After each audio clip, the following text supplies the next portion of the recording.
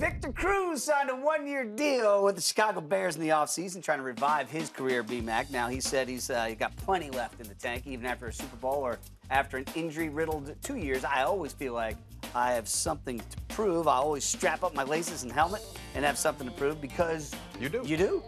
B-Mac? Yes, sir. He's not the only one, but he certainly has something to prove. First of all, before we get to your rankings of guys that have the most to prove this upcoming season, does he really have something left in the tank? Yeah, he has something to prove in training camp because, in my opinion, if he does not have a pretty good training camp, he could be cut. Oh, he might not even make it to week 1. Exactly. So he's got to prove it now. Yes. He can't just go on the old name of Victor Cruz and No, the sir. mariachi dance. No, sir, the and expect to be mariachi around. dance. I like 4 that. players, V-Mac, this year that you really do think have something to prove. 4 players, starting with my 4th guy on my list.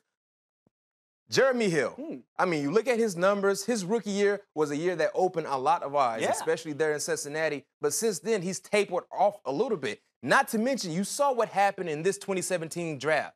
Their second-round draft pick, Joe Mixon. Yeah. Granted, outside of the off-the-field issues, the kid can play football. And if Jeremy Hill does not show up, especially early in the preseason, Joe Mixon could be replacing this guy.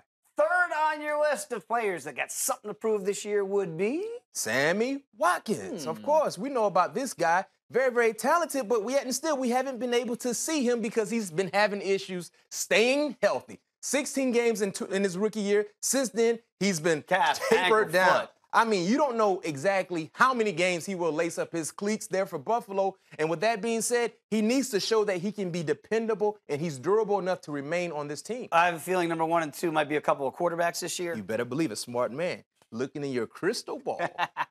My number 2, Jared Goff. Yeah. Now, Jared Goff, he did not have a lot to work with, but this is a new regime there when you look at the coaches currently in L.A. They did not draft Jared Goff. We don't know how they felt about Jared Goff a year ago. And with that being said, these numbers need to improve. My goodness, these are Pee Wee style numbers here. My Pee Wee quarterback did better than this, and he's a professional. Better yet, he's the first overall selection. I'm not saying he needs to have a Dak Prescott type of year, but show flashes here and there. Plus, here and there. We found out last year. Here and there. He didn't know where the sun rose and set on which coast. And he's a Southern California kid, right? Didn't know that.